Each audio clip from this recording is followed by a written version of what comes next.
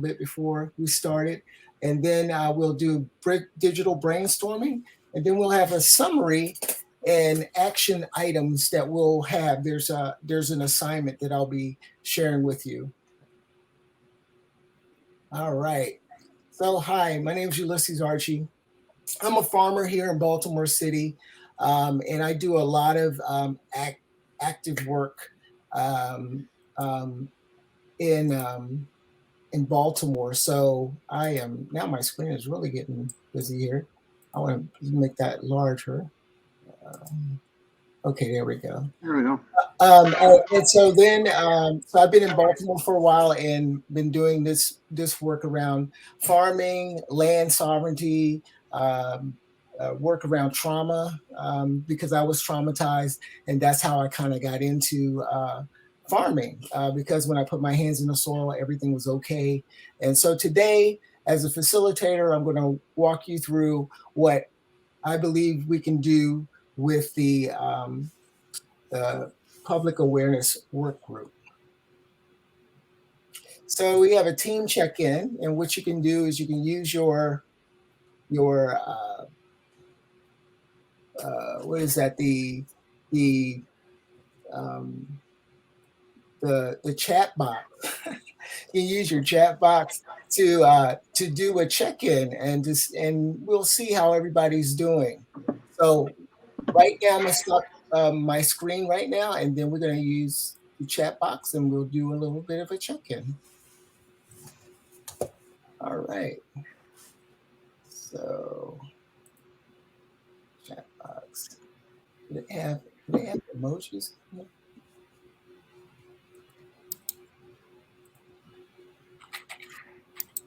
Oh, what's that?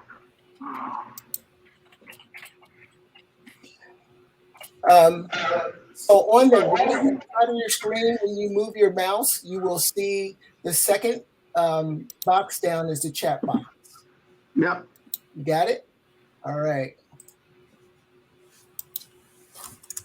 And you can just put in the chat box. I don't see here on the thing where they have the emojis. So yeah, so put it in the chat box and send it on out. All right. Just want to check in with everyone, because I tell you one thing, as your day gets to going, you realize, oh wow, I've been doing a lot today. All right. So, oh yeah, you're on vacation, so you should be doing well. Okay, I'm going to share my screen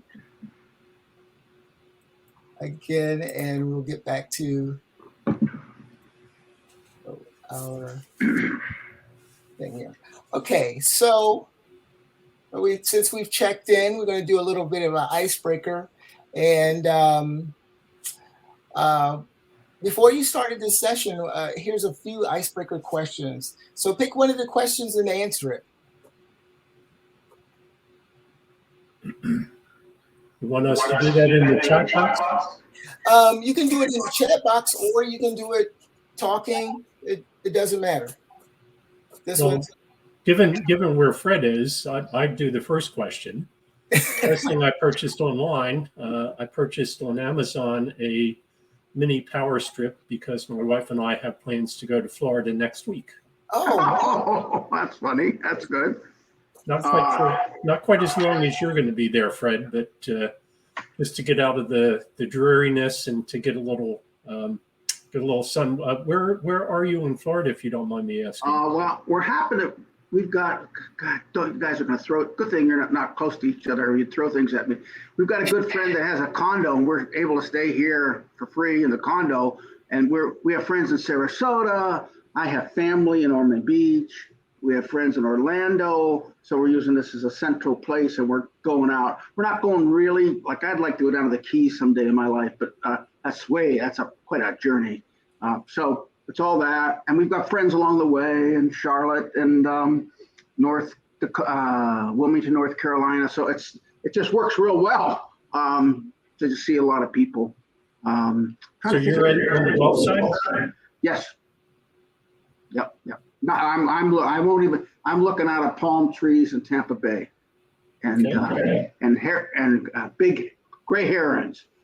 When there is time, not right now, but my wife and I and our family went to the Keys several years ago and had a terrific time.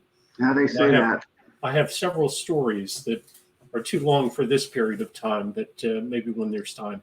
Ulysses, I feel bad for you. Once now, he's going next week. Man, you gotta go wherever you want to go to have fun. Yeah, well, I had fun every day. This morning, my routine changed because we were getting rid of our one of our extra cars. It just lived its life out. So I took the kids to school this morning and hung out with them a little bit and had some breakfast and came back home and got ready for the meeting. Good. Yeah. So my morning routine is a lot about a cup of coffee. Love it. No matter what, there's coffee in there somewhere. So my morning routine, I really, I like coffee, probably too much, but it really, whatever I do, no matter where I am, if I go out on the deck here, I'm at home, and it's all around a cup of coffee somehow. Yeah. The reason we do this type of icebreaker thing is to kind of open up and to share a little bit about our space. Sometimes when we're in those bigger meetings, it's really hard to get to know people. So that's what this is really all about. There can be no team unless you know the people on your team, right? So that's one of the things that we do at the Baltimore Gift Economy is we work very, very much with people to build relationships. So this is a lot of fun. All right. So our digital brainstorming, we're going to be asking some questions and you can put your answers in the chat box. In fact, if you want me to record them, put them in the chat box because I'll be synthesizing all of this stuff after we're done. Okay. And so you can do verbal or, you can put it in the chat box, but it'll be great if you could put it in the chat box as well as your verbal since we have a small group this morning. So let's get started. So I came across this as we had an interview. The lady came from Tennessee and she did her presentation and she did it on adverse childhood experiences. And as I was looking at that presentation, I looked at it and I was like, it's got all the components to it that we're going to be addressing within the state. So then there's the professional practice. There is the program and services, and then the policies and funding.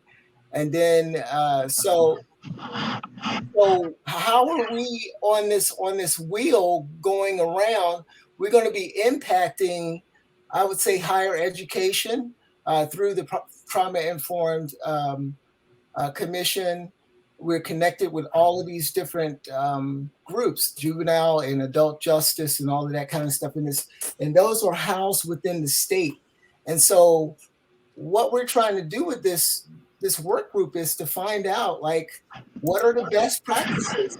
And so I think what we're going to use going down the road is Tennessee as the best practices, because this is one of the ways that they were able to impact the private as well as the governmental agencies and multi-sectors across the government. So I believe we're going to be living between here and here. But we're going to get to explore outside of there when we're able to communicate well with these people right here, because those people will also communicate with the community through media and other ways. So I think that media is one of the ways that we're going to be communicating with our now this is why I need more people to help me with my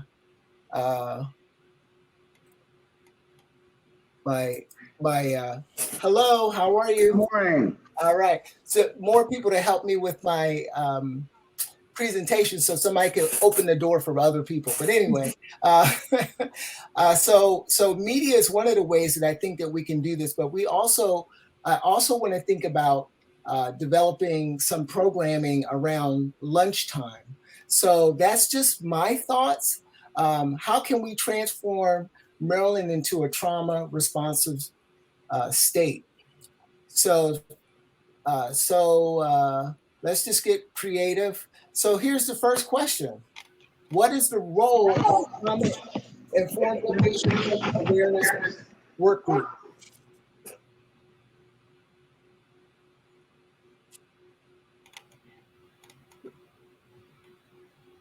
That's a question. Yep. And you can verbalize it while you're putting it in, or we can take turns talking about that. And what do you think it is? I don't know if this disrupts the flow, Ulysses, but the first question that comes to my mind is, and I'm looking up on my other screen, the Trauma Informed Care Commission on Trauma Informed Care.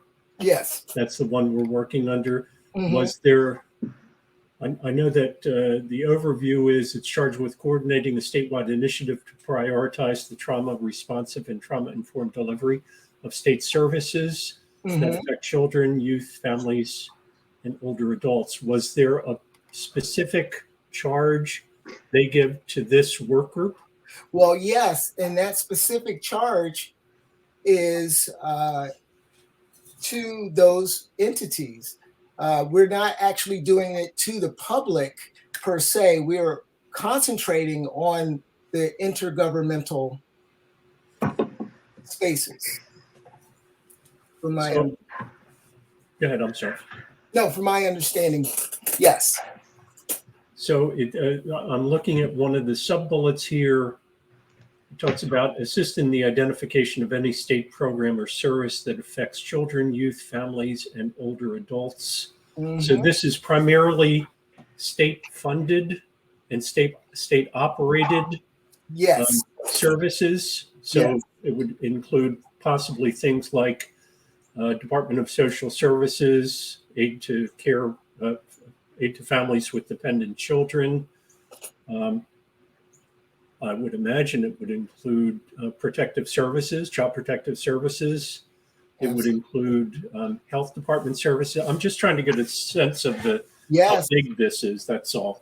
Yeah, this would be the entire state in reference to the services that we provide to the community. So you're talking state buildings, tax, how we deliver trauma-informed care in every facet of government. So one of the things that actually puzzles me a little bit, because I heard too, Ulysses, that was our charge. Mm-hmm. However, we're named in a funny way, if that's our charge. Yeah. So I don't know. I think we have to go back and because you could say that our charge is how do all these organizations create public awareness related to their particular vision and mission. There's an interesting way you could flip this, and you could say, so our goal is to say, okay, HHS, okay, our behavioral health or whatever we want to. How are you presenting your work to the public? I mean, so I'm not really sure, only because of how they worded it. I mean, they said public awareness. They didn't say organizational awareness. Well, what I would say is that you have to first be aware of what you're trying to make the public aware of before you can make them aware of it. So I think that our agencies and the people and the folks that are in our agencies have to be aware and of this to be able to serve the public well. So I believe that you're right on it, but we have to educate them first. And so as I did have a conversation about this with another person that was wanting to be the co-chair and that had come on briefly as a co-chair, and we talked about it. And she said, well, that was different than I imagined. So she stepped down as a co-chair, but she's going to be involved with what we're doing as well. But that's the charge as I see it, is to educate every member of the governmental structure to be able to deliver trauma-informed care to their customers or to the people that their constituents, to people that they're working with. So does that make sense? I want to build on Fred's question. I think I'm building on it. Go for it. But I have a prior question. So when is all this work due? When is the work for the final report or the final strategy due? I believe it's due in July. I think our last submittal as our framework will be due in June. Okay, so that's not a lot of time. And no, it's not. What I'm going to ask, building on Fred's question, probably is prohibitive in terms of time. So what I would ask of the larger group, the commission, although I don't think it's practical at this point, is what are the services that the state envisions as touching the communities where there is trauma? Okay. And what is the current, how do they currently publicize, for lack of a better word, those services? It's one thing for us to come up with ideas, but if we don't know, and again, I think this dovetails into Fred's question, we don't know how they're publicizing their services and reaching out to specific communities. If you just brainstorm it, what comes to mind is, although it's not a state service, it's funded by the state, the House of Ruth. Right. And that there should be trauma-informed care at that setting. And so part of it is direct services, part of it is the one-offs where the state isn't providing the service, but is funding the service through a nonprofit. Well, and then what would be the expectations of the funder to give message to House of Ruth to say, okay, what are they communicating to the public about their work? And actually, they do a lot about that. To be, so as we're doing this, one of the things that somehow it's the cross of the committees is important.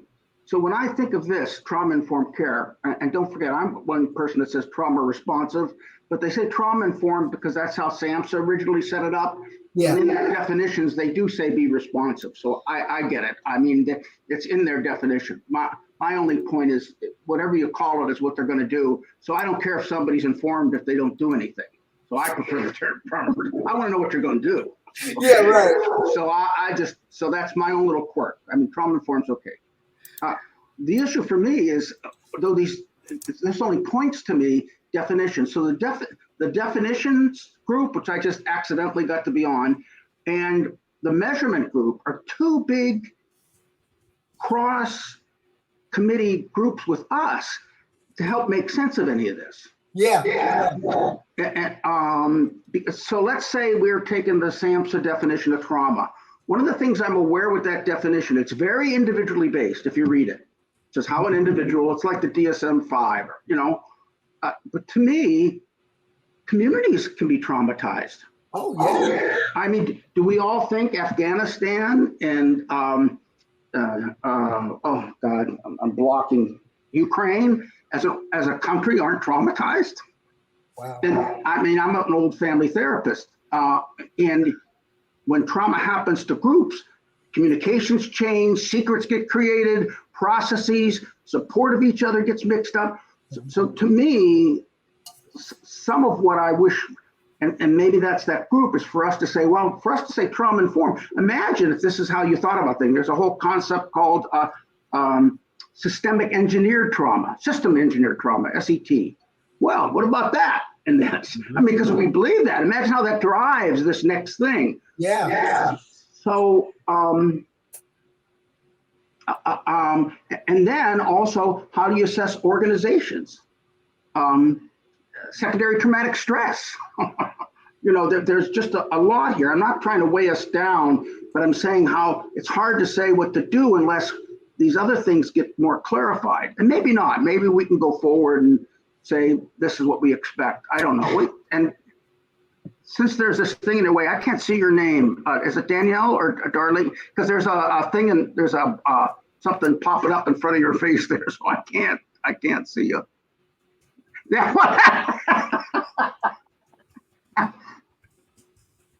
Yes. I had meetings run over, but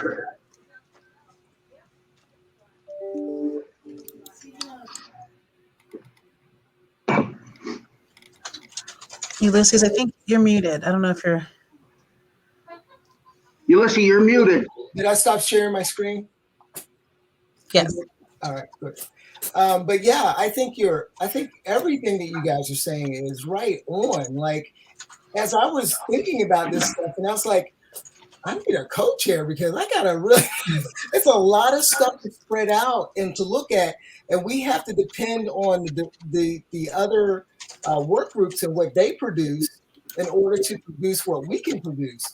And as we go down through the questions today, you'll see that, yeah, I was wrestling with the same thing, trying to figure out how do we go about doing this? And so when I was talking with Claudia and they were talking about how Tennessee did it, I said, well, let's use Tennessee as a kind of a roadmap, and then we'll figure out along the way, like, hey, this is how it works, or this is how it works in Maryland. It's great that it works like that in Tennessee, but how does it work in Maryland? And what systems are already in place that we can tap into to kind of build these threads of communication? And like I said, one of my ideas was once we get an understanding as to where these things are going to be going, then I could see us doing, a lunchtime, once a month lunchtime thing at every, all those different places. And they have a video that they show that's like maybe 3 minutes long about trauma, whatever the trauma issue is. And then they have questions that they answer. And then, as they're going back to the classes and doing the other stuff in the training mechanism, they become more familiar with these concepts. So I believe it's kind of getting people's feet wet a little bit and getting their curiosity heightened, and then passing it along to those other folks that are doing that more intensive work. Does that make sense? Yeah, you bring up a good point, and only because this is what was said in the last, actually I missed the last meeting, it's meeting before that. They listed Indiana, Wisconsin, PA, I have MI. I don't know if I meant Michigan or what? MI is Michigan. Yeah, I might have done that wrong. It might have been Maine, actually. But anyway, Oregon, Delaware, New Jersey, the states that have done this. Mm-hmm. So how do we look at that? I mean, that's 7 states, and there might be more. That's what people listed that they knew. So let's do this. Let's do this. What I'll do is I'll put a list together of all of the states and all of their frameworks and how they got it done, and so that people can then look at that and then come back. When we come back together for our next meeting, then we can talk about the differences in the different states and what we can use here in our state and what the best practices are. That makes sense to me. I mean, so on the spreadsheet that Terry sent out, mm-hmm. Okay, I don't know if everybody here is a commissioner, so if they got it or people see. So we need to send some of this stuff to both Steve. You go by Steve or Steve? What do you go by? Danielle and. Well, while you're searching to unmute yourself, they need to get that spreadsheet. Okay. Okay. And in that spreadsheet, she listed one state. Remember, because she had a link. You listed. Okay. So, but I don't know if that's been filled in. It really wasn't clear to me how we all participate with putting something in that. But they'll both need that because that sort of gives you a little bird's eye view of what the rest of the commission's doing. So, because Terry laid out on a spreadsheet, right? If I got it right, Ulysses. The different work groups at the bottom of it. Yeah, gives them a So what I'll do is I'll put that spreadsheet on the website place where people can see that so that they can get that information. But the website isn't public, so it's you'd have to really search for it to find it. So, but what we're doing is public work anyway. So anyway, Yeah. But yeah, I'll put that on the. I'll make a note. Put that on the. Yeah. And there's one in there, and I thought it was Wisconsin. Pennsylvania has got a thing called Pelican. I'm only doing this because I got on this commission and read it. I didn't know. I mean, it's very interesting because they've done it around the ACEs. And don't forget, we have to spin this around the ACEs. Yeah. But at any rate, it's really interesting what they did because you can see it affected other organizations. Ulysses, I don't trust my capacity to do some of that. I have that link from California, though. Can I just send that to you? And you can. Yeah. Okay. All right. I will. And then you guys will get to see it. The rest of you, probably. And if you have the link, you can also put it in the chat box. You can put it in the chat box. Oh, yeah. Okay. I'll do that while we're talking here. Whoops. I put something in the chat box. I did a brief search, Maryland and trauma-informed care. And the first thing that popped up for Maryland, first of all, there were a lot of other things before this link that has to do with mental health facilities in Maryland. It's a nice description of, I think it's 21 different mental health facilities in Maryland. So that's one instance. It's certainly not exhaustive.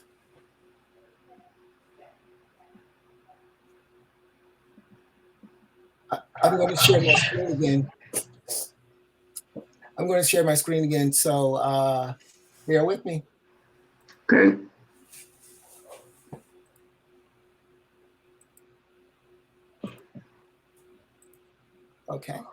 Okay, we're going to go to the next question.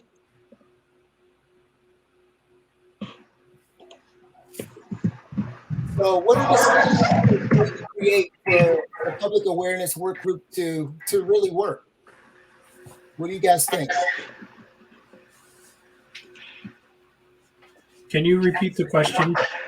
We're not seeing your screen, Ulysses. Okay, you're not seeing my screen? Oh, No. I'm sorry. Let's do this again. Sorry about that. Screen share screen, and okay, oh, here it is. Can you see it now? Not yet. I can't. Oh, you can't see it? I can't. Share screen, and here. Can you see it now? No? I do. You do? Say what subject you need to create? Do you see it now? Yes. So I'm not sure if everybody, I'm sorry? I'm not sure if everybody can see it. I see what subgroups do we need to create? Yeah.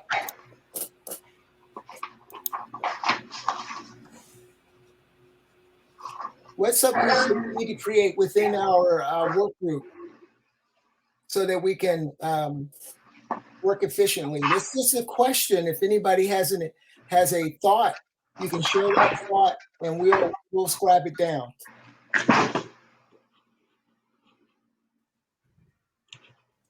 Well, I'm wondering, work group of 4, if it would be more beneficial for us to work together than create another subgroup. But again, I'm just joining on and I'm not fully informed. So Yeah, I'm getting a feedback. Are you guys? Sorry about that. There's about 46 people on the commission, on the public awareness group. So we're just here now, and this is one meeting that we're going to have, and we're having another meeting tonight. And I've already got people saying that they're going to be meeting me tonight because I know that people's daytimes are stretched out.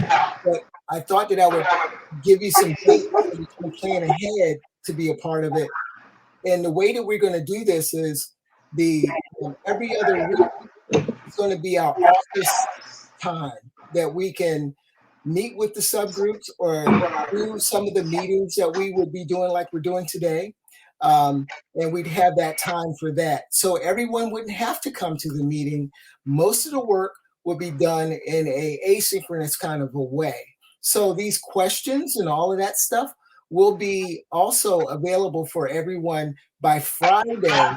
Everyone would have had a chance to see that and chime in on what their thoughts were after even seeing this video.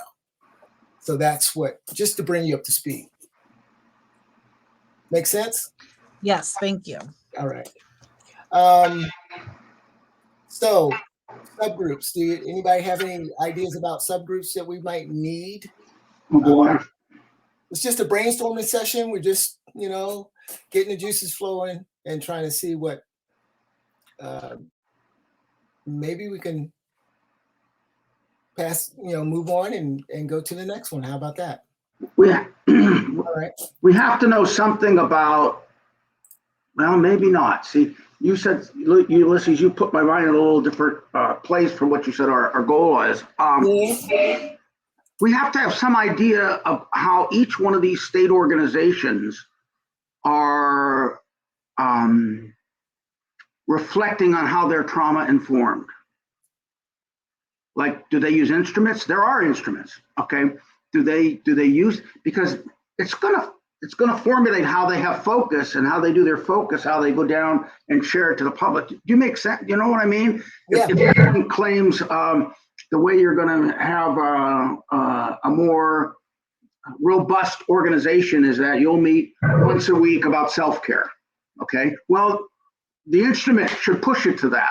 Do you know what I mean? Well, then for your community, you talk about self-care. Am I making any sense? So that not only definitions, but like what instruments are people using, or what metrics, maybe, whatever the term you want. How do they organize themselves to be their own trauma informed? Because it'll create focus and vision for them about what they think is important to share. You know what I mean? Yeah. Here's another thought. I don't know why I'm getting this. Let me see here. Is it on my phone? I'm thinking that here's another thought. We are creating the awareness machine, I would say. The just making the awareness happen through people getting illustrations, print, doing media sort of things, and also doing what we thought was really good. What I thought was really good when I saw the lady present from Tennessee was the learning lab, and having these people come into the learning lab and learn that.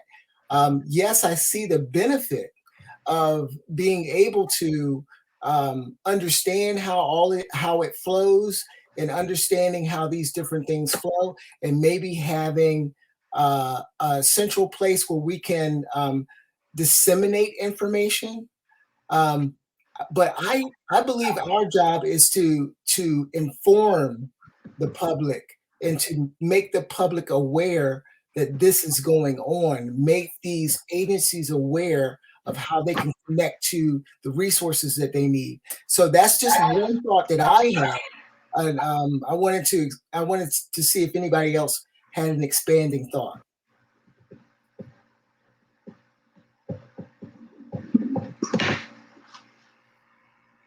You can put it in the chat, or you can talk it through.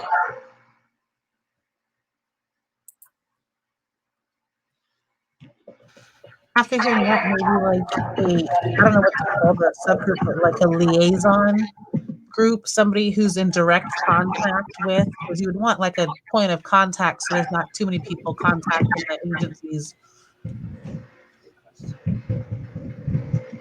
Ulysses, is there a separate group, a separate work group that handles? I'm on the Trauma Informed Care Commission website, and there's one about assist in the development of a statewide strategy towards an organizational cultural shift. I believe so. Trauma responsive state government. Is that in our wheelhouse, or is that somebody else's? You're on mute. Yeah, let me see if I can bring that up, and then I can share my screen.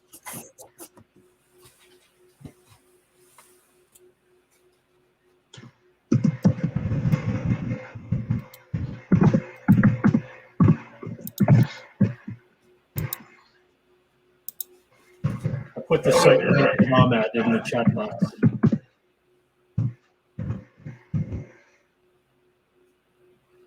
And I'm just asking, again, to try and get a sense of what it is we're responsible for. Because notifying public awareness is one thing, and that's certainly in our name.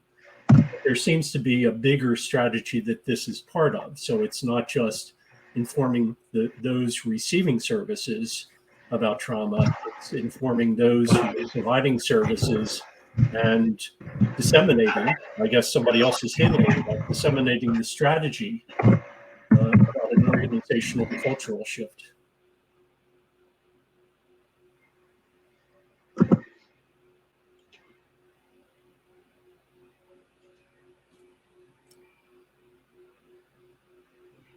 Yeah. I'd like folks. I mean, I'm trying to make my mind shift to us being more of a process group than a content group, if that makes any sense. No, it does. Well, so it's my changing my way of thinking, actually. Well, you're helping all of us. Because if that's true, we just ask people, what are your strategies? Driven by what the definition committee says and what the metrics and outcome committee say. Mm-hmm. I mean, a big thing for me, I'm repeating myself, but if you look at like what NCTSN, I don't know if you know what that is, National Child Traumatic Stress Network. Oh, well, I've got a lot of stuff I can share. But SAMHSA created this at the same time it created this initial work on trauma. And it's focused on children. And actually Google it, either Stephanie or Daniel, when you get a chance, it's got tons of stuff for free on it. Trainings, materials to hand out. It's very competent, okay, in my opinion, but it's child focused. So my organization that I was, when I wasn't retired, the Fit Center here in Baltimore, really had them have a more of a family orientation. I'll give you an example. This is important for this committee and awareness. Like if you're working with a kid, let's say you're in child welfare or mental health, and you're working with a kid, who turns to the parent and asks what happened to you? Mm-hmm. Often nobody ever did. Right.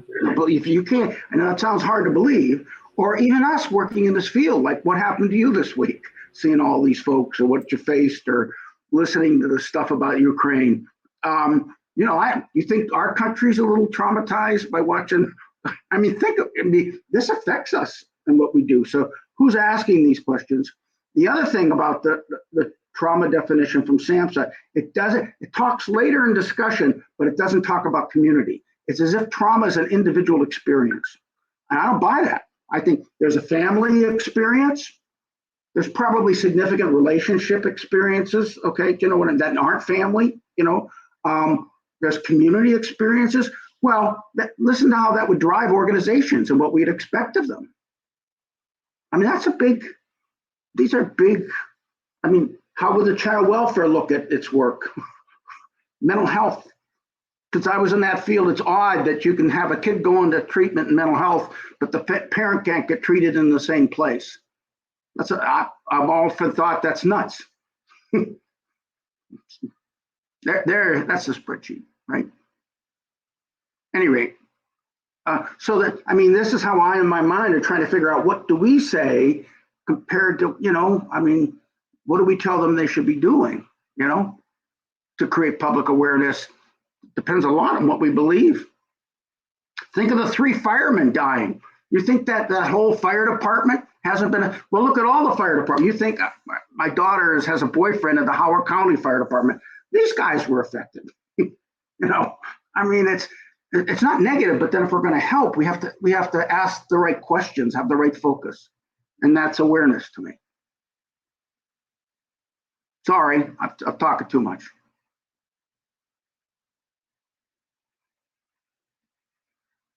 It's very helpful what you're raising.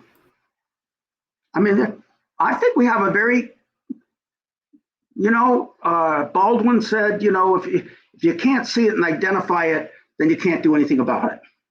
James Baldwin, you know what I mean? It's a great quote. So if you don't see it, if you don't call it something, and don't forget, our families do not call it trauma. We're all locked in this world. They don't say trauma. A Vietnam War vet doesn't say trauma. He might if he's got educated enough. That's not what they say. They talk about how their lives are difficult and how it's changed their relationship with their loved one. And, what about that in awareness? Think of that. Like, can't hear you. Can't hear you. I mean, you know that as a farmer. You said at the beginning. Yeah. I think that's part of our work is to be able to translate the into everyday language. Yeah. So we have a definitions and core values group. We have a metrics and assessment group. We have a training group, and it looks like to be about 40 something people in that group. Oh, wow. About 56 people. In the ACE awareness group, about 36 people. Organizational implementation. What is T in TA? What is that? Technical assistance, right? Technical assistance. That's this group, and we're the public awareness group. And then, let me go back to the public awareness group. It's quite a few people on here, and I think the list keeps growing. Some people have jumped off, but there are quite a few people in this group. So the committee for Stephen and Danielle has commissioners. What about 26? Is that right? Do you think? Yeah. That's a good number? Okay. But anybody in the public can join, like y'all. So that can be huge. Everybody's welcome, which is the way it should be. Mm-hmm. Yeah, I agree. I think I apologize for joining today late, but I also just joined I guess the work groups in general, and I'm also joined the metrics and this one, but I did join with the thought that this was public focus, outward facing. So it's again trying, now refocusing and wrapping my head around, because like you said, Ulysses, we can't share anything until we know, what's going on. So yeah. And I mean, and that's true in the commission meetings, because we have to educate each other. One of the things that we're tasked to do in that as a commissioner is go through the education process ourselves. I've been through part of the education process by being around and going through I'm being an ACE interface master trainer as Steve is as well. But there's a whole nother process that goes along with this in terms of government, in terms of how to access different things, and also how to share this brain-centered information with other people, and to keep the same language. It shouldn't change from this place to this place. It should be the same language. And so that's what I think our task is too, is to make sure that language matches up with the definitions. Make sure that language continues to be the same on an ongoing basis so that people really get it. Because if they're hearing it and they're hearing that language at the same time, it's like a music on the radio. I mean, you hear it 1,000 times and you can play something from when I was a kid and I can sing the song, right? That's the way we're doing this. So yeah. And it ultimately helps the public as well, because if you say I go to one place and they, have a phrase that they use, I go somewhere else and they use a different phrase, I may be reluctant to share or just not know what they're talking about. But if we create that shared language across, it helps everybody internally and externally. Yeah, and I think that was a real key to the learning lab that they were talking about in Tennessee. And she said that they would come and they would do these different activities and things like that. And then they would take that out and use that as public awareness pieces to be able to share it with a large group of people. Same message, same language, everybody's getting it. But people need to be able to develop that.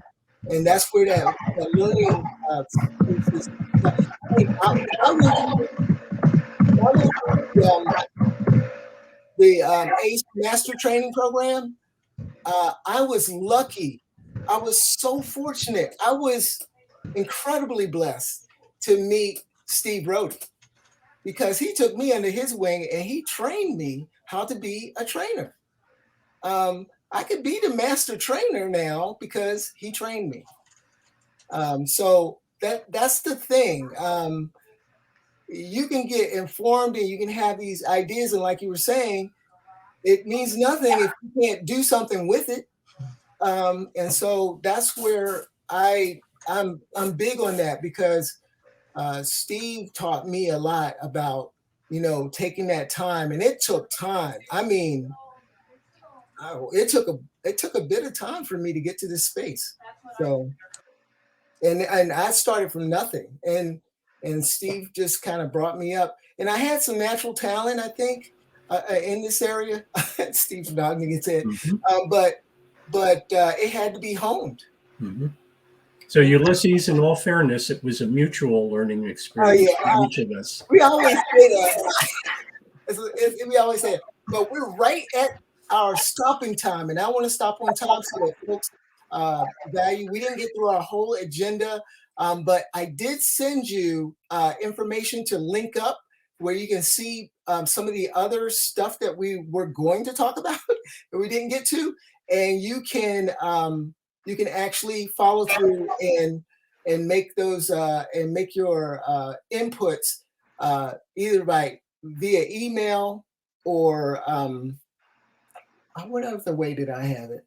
Well, just do it by email. And as people come on, I don't like doing this all by myself, and so I have a list on that website of different kind of jobs or team jobs that people might be interested in. And I would love for people to join in and be a part of that. So we'll be doing this again at 5:30 tonight. And thank you. You guys on vacation, Steve Rohde, Danielle, thank you guys so very much for joining us today, and have a wonderful day. Any last burning questions or things that you'd like to talk about? No, thank you, Ulysses. Yeah, thank you. I just wanted to ask, I noticed there were 2, the morning and the evening, and I was asking to be, have the link for the evening. Is it the same? It's the same link. Perfect. I'm there. Mm-hmm. Okay. Thank you. Thank you. Have a good conversation. All right. Thank you. Thank you.